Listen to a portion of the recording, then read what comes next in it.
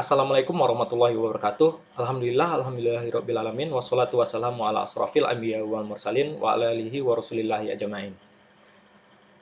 Kami dari kelompok satu akan mencoba mempresentasikan tentang riwayat hidup Nabi Muhammad SAW. Kami dari kelompok satu yaitu beranggotakan saya sendiri Andrian Wahyu dan teman saya Badri Yusuf. Baiklah, tanpa memperpanjang mukadimah, kita langsung saja.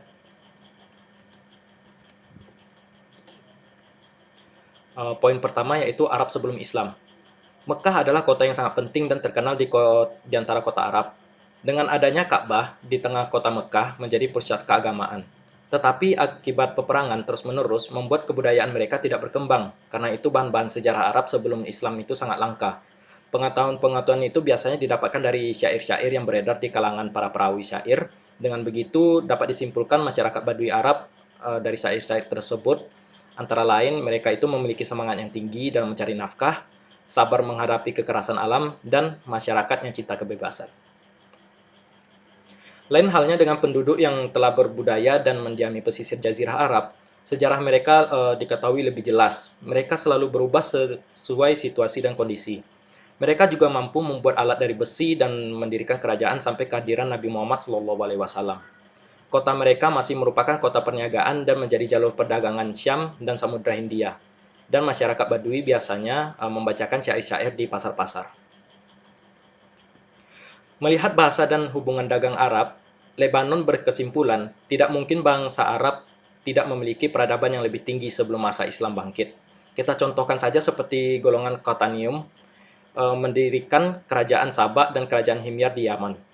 Kerajaan inilah yang membangun bendungan Ma'arif, sebuah bendungan raksasa yang sebagai sumber air seluruh wilayah kerajaan. Setelah kerajaan mengalami kemunduran, masa gemilang kerajaan sedikit memudar.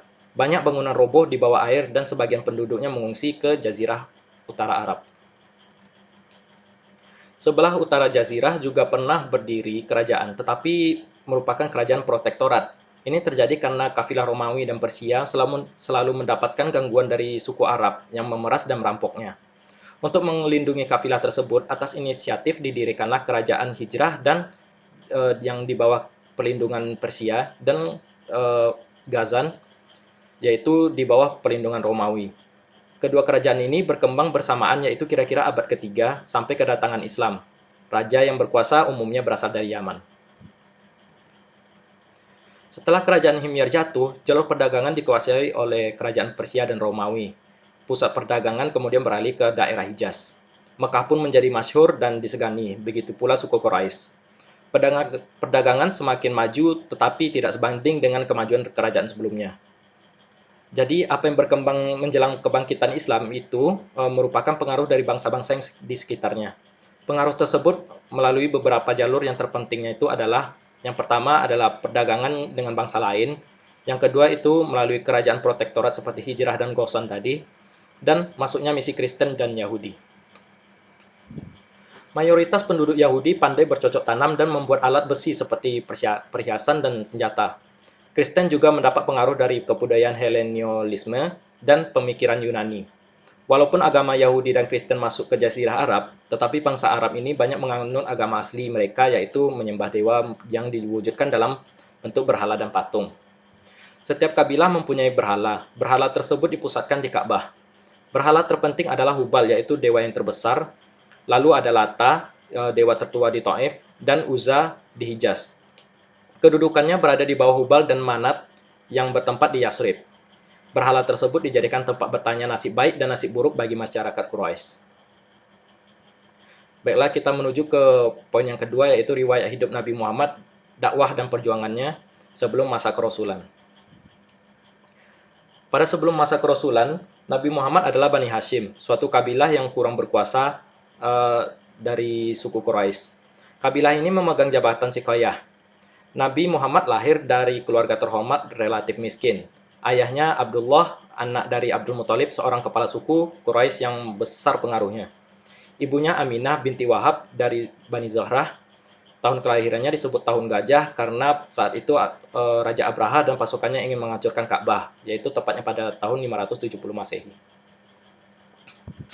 Nabi Muhammad lahir dalam keadaan yatim dan kemudian diserahkan kepada ibu pengasuhnya yaitu Halimah Sa'diyah dan diasuh selama 4 tahun. Setelah itu kurang lebih 2 tahun diasuh lagi dengan ibu kandungnya.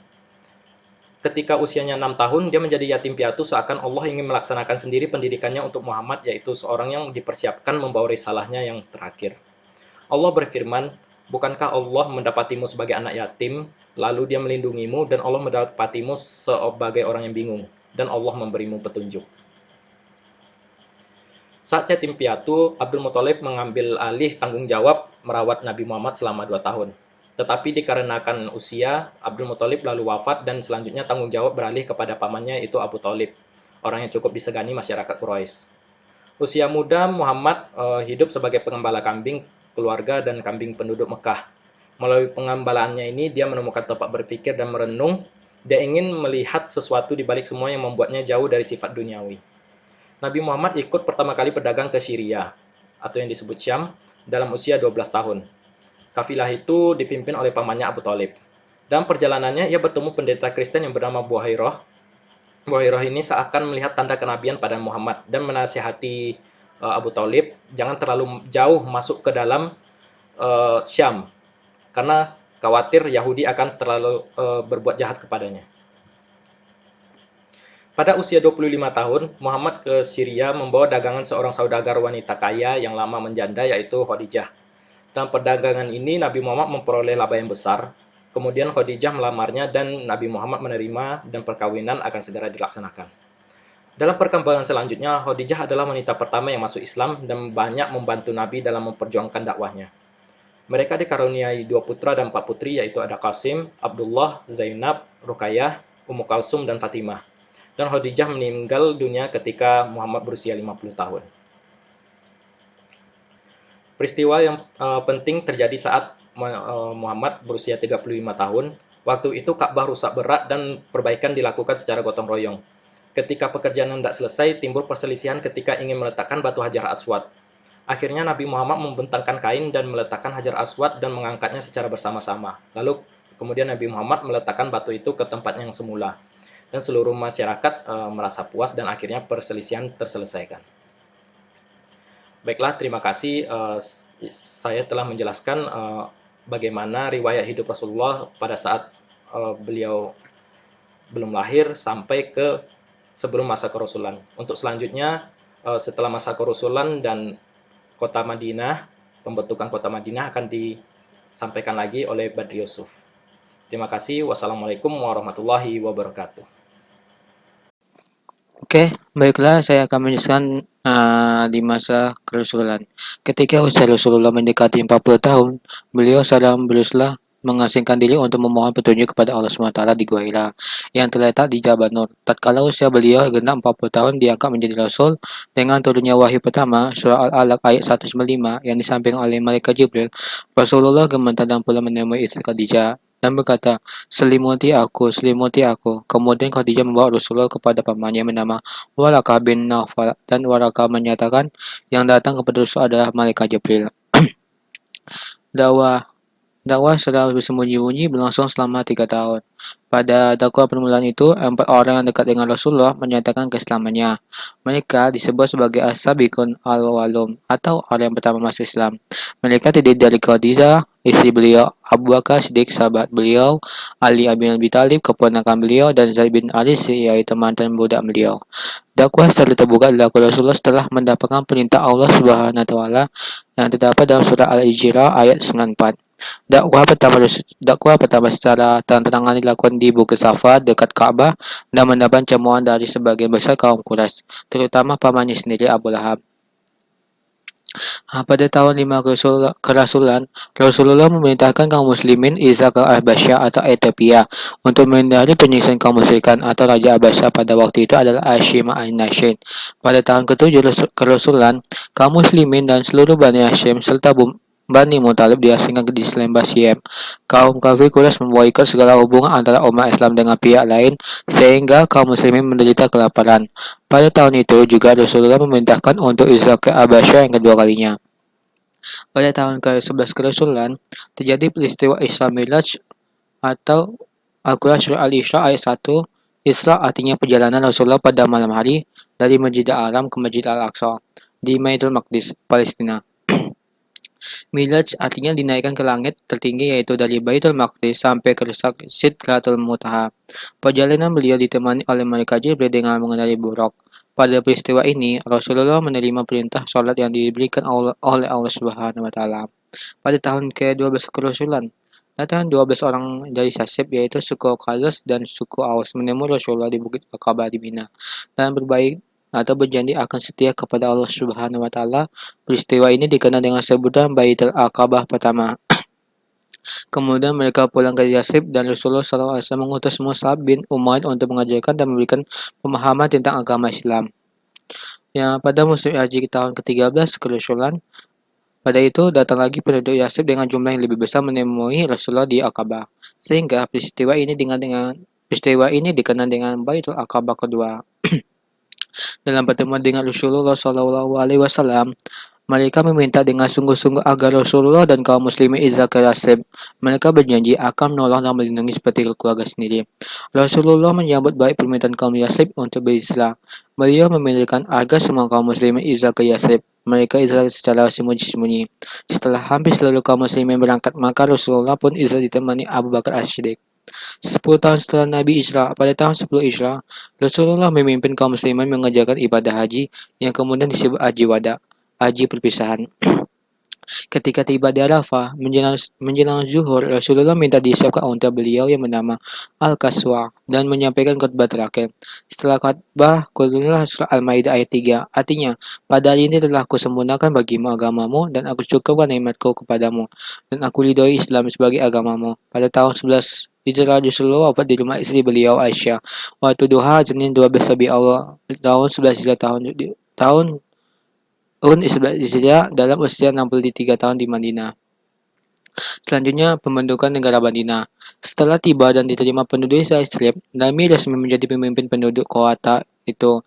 Babak baru dalam sejarah Islam pun dimulai. Setelah berbagai macam rintangan dilewati, pada kisah Nabi Muhammad yang telah dibahas pada artikel sebelumnya, berbeda dengan periode Mekah. Pada periode Madinah, Islam merupakan kekuatan politik. Ajaran Islam yang berkenan dengan kaidah kehidupan masyarakat banyak turun di Madinah.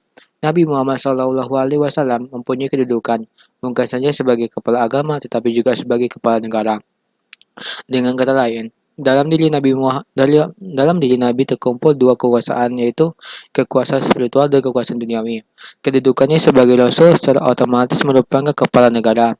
Dalam rangka memperkokoh masyarakat dan negara baru itu, beliau meletakkan dasar-dasar kehidupan masyarakat. Dasar pertama yaitu pembangunan masjid. Selain untuk tempat salat, masjid juga sarana penting untuk mempersatukan kaum muslimin dan mentalikan jiwa mereka. Selain itu juga sebagai tempat menuruni masalah yang dihadapi dan juga berfungsi sebagai pusat pemerintahan. Dasar kedua yaitu ukhuwah Islamiyah, persaudaraan secara muslim. Nabi persaudarkan antara golongan muhajirin penduduk Madinah yang sudah masuk Islam dan ikut membantu kaum muhajirin tersebut. Dasar ketiga yaitu hubungan persahabatan dengan pihak lain yang tidak beragama Islam. Di Madinah, di samping orang-orang Arab Islam juga terdapat golongan masyarakat Yahudi dan orang-orang Arab yang masih menganut agama nenek moyang mereka. Untuk itu, beliau mengeluarkan sebuah piagam yang menjamin kebebasan beragama orang-orang Yahudi sebagai suatu komunitas. Setiap golongan masyarakat memiliki hak tertentu dalam bidang politik dan keagamaan. Kemerdekaan beragama dijamin dan seluruh anggota masyarakat berkewajiban mempertahankan keamanan negeri itu dari serangan luar. Dalam perjanjian itu disebut bahwa Rasulullah SAW menjadikan kepala pemerintahan mewakili wewenang yang menyangkut peraturan tata tertib umum. Dalam bidang sosial, Rasulullah SAW juga menetapkan rasa persamaan antara bersama manusia. Perjanjian ini dalam penanggal ketentuan sering disebut dengan Konstitusi Madinah. Dengan terbentuknya negara Madinah, Islam makin bertambah kuat. Perkembangan Islam yang pesat itu membuat orang-orang Makkah dan musuh-musuh Islam lainnya menjadi risau. Kerisauan ini semakin mendorong orang-orang Quraisy untuk berbuat apa saja untuk menghadapi kemungkinan gangguan dari musuh. Nabi sebagai kepala pemerintah mengatur siasat dan membentuk pasukan tentara. Umat Islam diizinkan berperang dengan dua alasan yaitu yang pertama, untuk mempertahankan diri dan melindungi hak miliknya. Yang kedua, menjaga keselamatan dan penyebaran kepercayaan dan mempertahankannya dari orang yang menghalanginya. Pada tahun Hijriah, ketika ibadah haji sudah disyariatkan, Nabi memimpinkan sekitar 1.000 orang kaum muslimin berangkat ke Madinah bukan untuk berperang, melainkan untuk melakukan ibadah umroh. Karena itu, mereka mengenakan pakaian ihram tanpa membawa senjata. Sebelum tiba di Mekah, mereka berkemah di Udaibiyah, beberapa kilometer dari Mekah. Penduduk Mekah tidak mengizinkan mereka masuk kota. Akhirnya diadakan perjanjian dikenal dengan nama Perjanjian Udaibiyah, yang isinya antara lain, kaum muslimin belum boleh mengunjungi Ka'bah tahun ini tetapi tangguhkan sampai tahun depan. Isi perjanjian Hudaybiyah. Yang pertama, lama kunjungan dibatasi sampai 3 hari. Yang kedua, kaum muslimin wajib mengembalikan orang-orang Mekah yang melarikan diri ke Madinah, sedangkan sebaliknya pihak Quraisy tidak harus menolak orang-orang Madinah yang kembali ke Mekah. Yang ketiga, selama 10 tahun diberlakukan gencatan senjata antara masyarakat Madinah dan Mekah. Yang keempat, tiap kabilah yang ingin masuk ke dalam persekutuan kaum Quraisy atau kaum muslimin bebas mendapatkan tanpa mendapatkan rintangan. Kesediaan orang-orang Mekah untuk berunding dan membuat perjanjian dengan kaum muslimin itu benar-benar merupakan kemenangan diplomatik yang besar bagi umat Islam. Dengan perjanjian ini, harapan untuk mengambil alih Ka'bah dan menguasai Mekah semakin terbuka. Nabi memang sudah sejak lama berusaha merebut dan menguasai Mekah agar dapat menyiarkan Islam ke daerah lain. Ini merupakan target utama beliau. Ada dua faktor pokok yang mendorong kebijakan ini. Yang pertama, mereka adalah keagamaan bangsa Arab dan melalui konsolidasi bangsa Arab dalam Islam maka Islam bisa tersebar di luar kota. Yang kedua, apabila suku Nabi sendiri dapat diislamkan, Islam akan memperoleh dukungan yang kuat karena orang-orang Quraisy mempunyai dan pengaruh yang besar. Sekian, terima kasih. Jika ada kesalahan atau kekurangan kata mohon dimaafkan. Hanya ini yang saya bisa sampaikan. Assalamualaikum warahmatullahi wabarakatuh.